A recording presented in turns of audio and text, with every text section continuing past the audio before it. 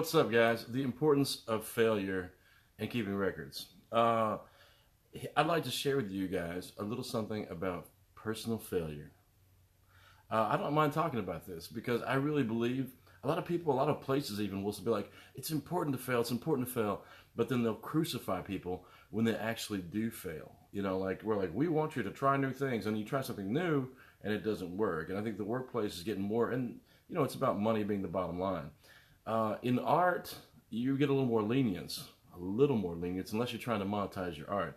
So I'd like to share with you guys something that I did a few years ago that I thought was going to be amazing, and it turned out to be, I would call it a failure. All right, so I was releasing Seven, the album, and this was about 2012, and I thought, you know what? People are using CDs less and less, and I thought, would it be cool, because I like to have something in hand, wouldn't it be cool to have an album that you could just get and then download? It has a little download card, right? So what I did was I thought, okay, I can also make it a sticker. So this is actually a giant sticker. So it's advertising, boom, and you got the music, and you don't have to, I mean, to me, I thought this is brilliant. And maybe in 2012, maybe it's a little ahead of its time. I'm not sure. So I tried this, and I tried this with Seven, the album, the first time through, and I can tell you, it was a failure. And here's why. I think I got, I don't know, maybe 300 of these printed up, and I just got a thumbs up for failure. Hey, Kathy, good morning. So I just got a thumbs up for failure. You know why? Because it was good. It was good for me to try it. I took these over to England, and I found out, and I handed some out, and I found out like maybe 5 out of handing out dozens of these, 5 people maybe download these. I would have these at live shows, and I would have them sitting down, and I'd be playing a show. People would look at it, and there's a little explanation, like what it was and how much it cost. They'd look at it, and they'd be like, and they just walk away. They take it and they walk away. And I'd be like, that's my album. But so maybe it was ahead of its time, or maybe it just wasn't a good idea. But the point is, sometimes you try things and you think this is going to work, and then you see the actual, the expectation is that you're going to have success, and instead of having success, you end up with like 100 stickers left over, and out of the 200 that you tried to give away, it wasn't successful. But then you come back, and I made a physical copy of this album and sold almost, 800 of them, something like that. So it's not that people didn't want them, it's that people didn't understand the concept of it. Let me tell you something else I've been thinking about today. Keeping records, right? It's important to keep records. You guys will know that in the old days, you could not have one of these, right, without one of these, all right? And if you kids don't know what I'm talking about, you see, this is a tape. That's an analog tape, right? And your tape would start coming out, it'd be like, it gets stuck in the machine, and it come out like this. And you'd be like, oh, what am I going to do? Well, you can do it like this, but if it comes out far enough, it's easier just to stick a pencil in there and to roll it back up. Voila. So now you understand, if you see a picture of these two things together, that's why. So anyway, this is actually a recording of Originals 6/21/98. 98, man, that's 20 years ago when I started. And this is, anybody know what that is? Yeah, you do. You know what that is. Some of you do. Some of you are like, it's a paperweight. This plays this. And so these are horrible. Yeah, it's really bad. Like, I don't even want you to hear it. That's how bad it is. But it's so important. Take that snapshot of yourself today when you think you're feeling so ugly. You're like, oh, I'm just so ugly. I'm so hideous today. And 2 years from now, you'd be like, I didn't look that bad. I wish I looked like that now. It's the same thing with music. It's the same thing with whatever you're doing. Put it into the perspective of a lifetime. The stuff 20 years ago, I probably thought it was absolutely amazing. I probably thought it was the best thing that I had ever recorded. And these, these cassette tapes, I wrote on them proudly. I gave, let's see, one of these is, let me find it, see if I can find it. All right, I was out at my dad's house and found these. So the one that's in here now, I wrote on it. It was my mom's mix, and it was like I was giving it to my mom. It was probably the absolute best I could do, right? Hey, what's up, Becca? Good to see you. You got a cute little sweetheart baby. I mean, all your babies are cute, but the new one, you guys put some extra special love into that one. Hey, so it's all right to not like the way your voice sounds. It's okay. Most people, whenever they first record their voice, it doesn't sound good to them. That's okay. There's a reason why it doesn't sound good. It's because the way it's being recorded is not really the way it sounds coming through your head. You know, your voice starts here and it comes up, it goes into your nose and into your sinuses and ultimately out the top of your head when you're singing. That's the idea. Unless you talk like this and sing like this, oh, I'm so happy to be here today. Which means you just need to get it out of here and get it up here so it can actually come out of your head. All right, a little singing lesson there. You're welcome. It's free. Of course, people like Becca don't need it, but you know, Becca's a great singer. She's a great songwriter too. If you guys check her out, if you guys want it. So one other thing. Okay, back on track. I think when it comes to keeping those records, you keep those records so that you remember who you are and where you came from. And what's great to remember is you're improving every day. If you just keep doing the thing that you're doing, no matter what it is, if you're digging ditches, you'll be a better ditch digger if you do it for a year, 5 years, 20 years. You'll be the most amazing ditch digger. You'll know how to dig it better than anybody else. And other people come to you and be like, hey, how do I dig this ditch? And they're like, I got you. So when it comes to failure, you know, we try things and they don't work. They think like, you know, even now, I think this is a great idea. And then I start questioning, well, maybe it was a great idea. Maybe it was my marketing on it that wasn't a great idea.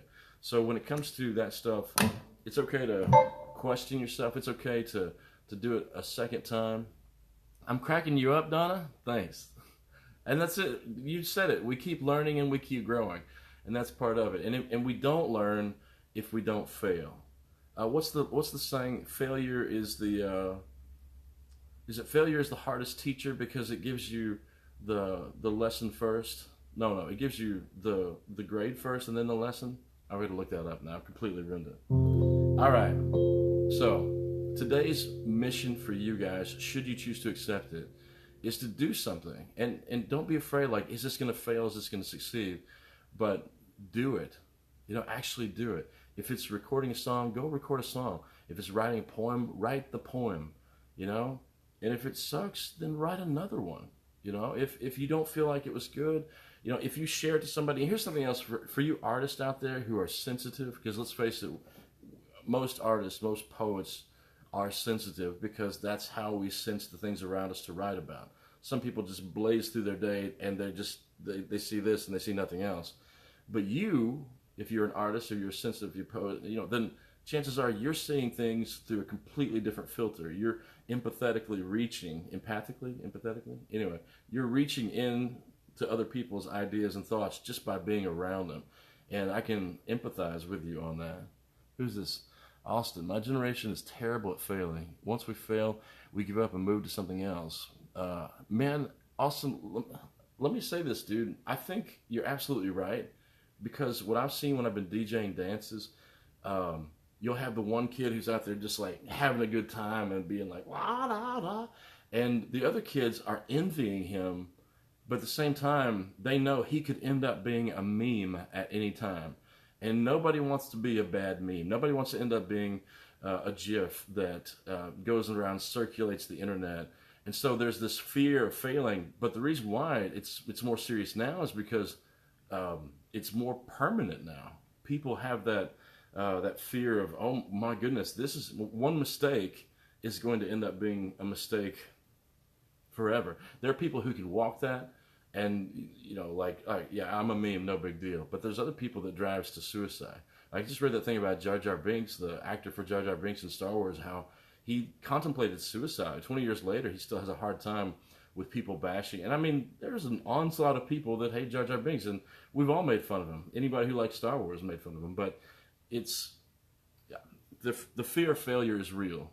But the fear of not doing anything else, the fear of obscurity, You know, the fear of, I mean, we're all fading away anyway. I want to tell you guys a sad story.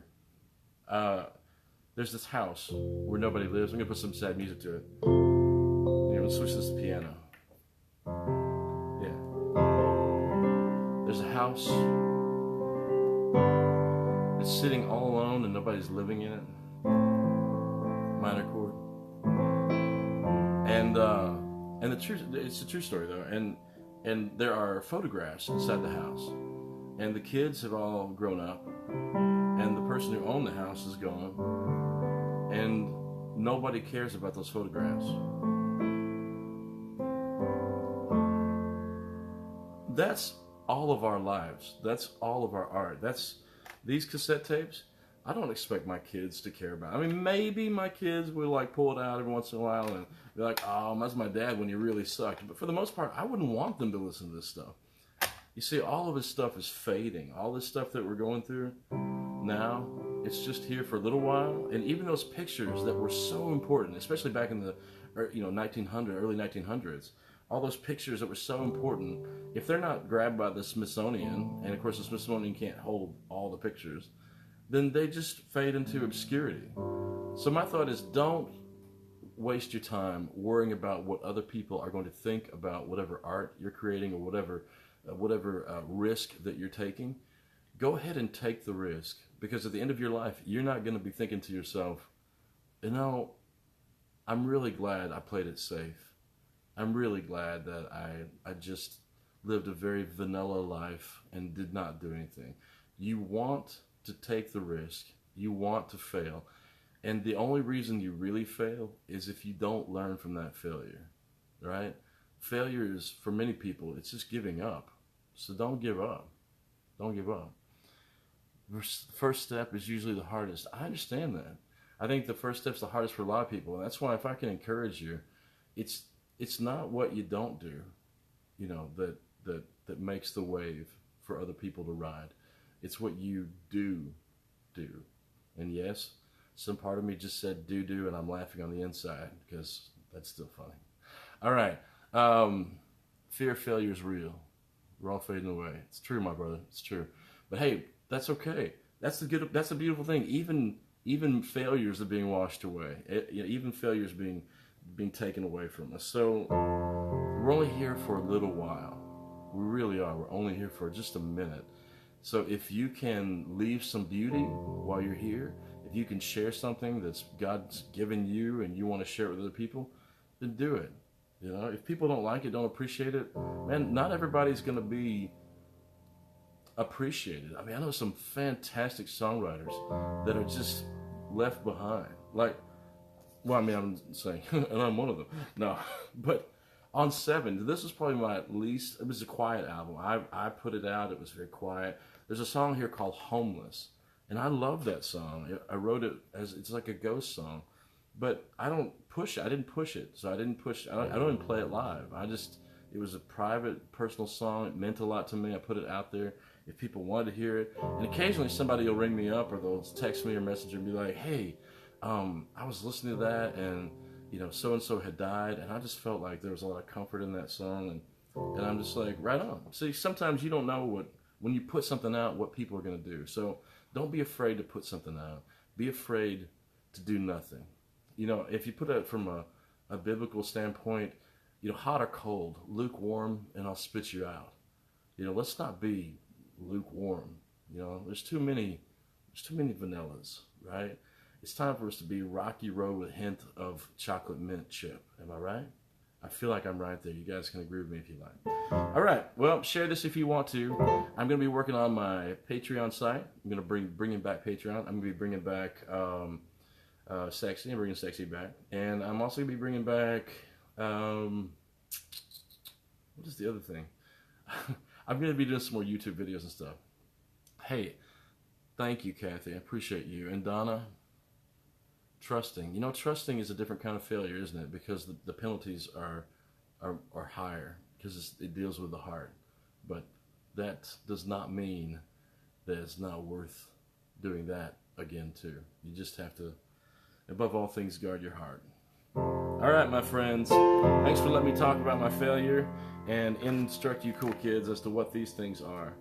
Record yourself. I mean, for you musicians out there, record yourself. Go ahead and take a risk, take a chance. Go out and play public live. I wasn't ready to start playing publicly whenever I started playing. I wasn't ready at all. I wasn't any good. That didn't stop me though, you know. So it takes a little bit of confidence, but let me just give you some of my confidence, and then here I'm gonna give it out. Pulling it out, and now it's in you. So now you've got confidence, and you can do the things that you want to do.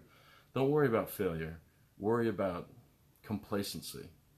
All right? Who loves you? Finger guns. All right. I'll see you cool. Later, my friends. Later.